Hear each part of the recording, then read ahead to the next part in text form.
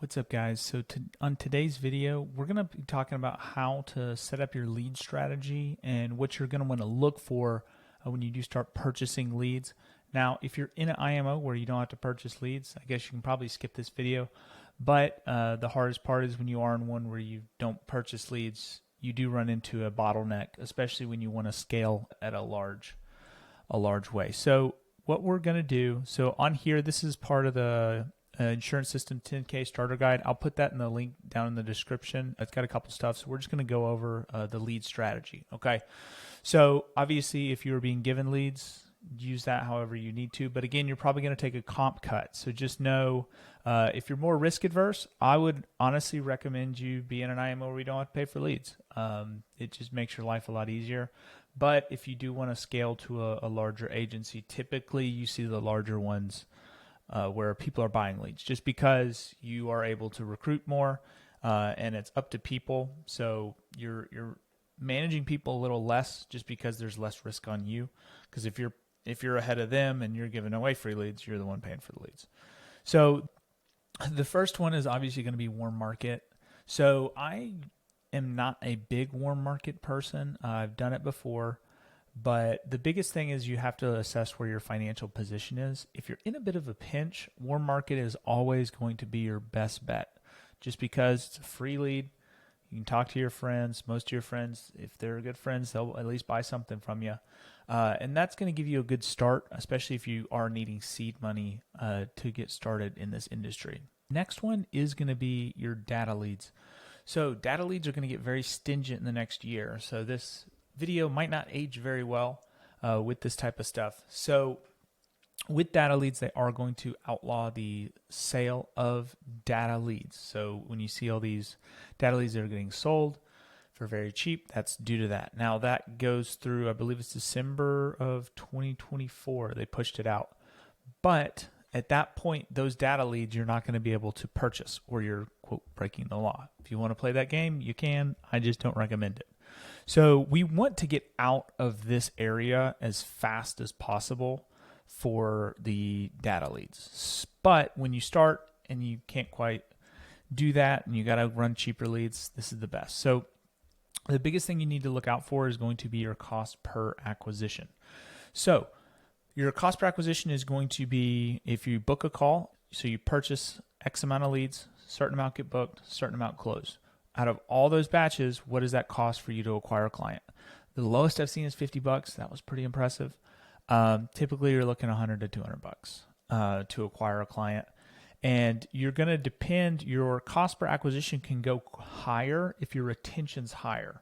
Because again, if that person charges back in 9 months, you technically lose that $200. So your cost per acquisition total goes up. So just understand that. So if you're good at retention, you can afford to pay more because, again, your average client's going to give you about $900 to $1,000 if you're at 100% comp. So if you spend $200 and you deposit $900, you still make $700. So you're able to compound that over and over. So, but you have to understand that because if your cost per acquisition gets up to like $700, you probably need to change something in your marketing or change your lead source in order to figure that out. So again, age leads, they're probably going to go out, but I'm sure there's going to be everybody else who runs them. Next one is going to be self-gen. So this one I would say is probably going to be the best for most people to learn, just because with it, you're able to cut out the middleman. So when you go and buy those leads, you're paying that lead agency a certain fee for them to generate that lead. If you can cut out that fee, you can make a lot more money. So learning how to find their ads and be able to find them, that's going to give you an advantage on everybody else. So one way you can do that, you can go Facebook ad library. So you'll type that in.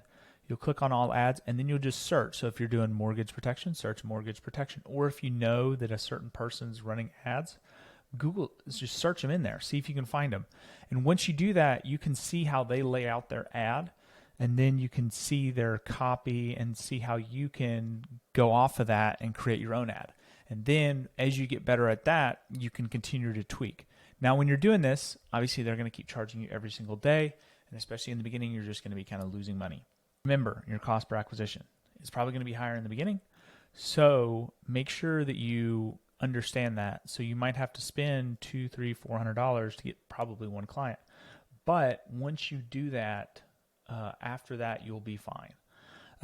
Then the next one is a referral. Obviously, this is the best lead, a free lead. Little tip, if you are running and you need referrals, when you do the beneficiaries, do a primary, contingent, and then get 3 emergency contacts and get their info. So then you'll just introduce yourself over there, and then you can turn 1 lead into 5. That's the easiest way to dig for referrals. The other one is building a robust system that goes and outs and gets referrals. That's the next part, but that comes down to building more systems. It's harder to do on a one-to-one basis. You're looking to automate that portion. The final one I did leave off here is mailers. If you are running mortgage protection, I run mailers.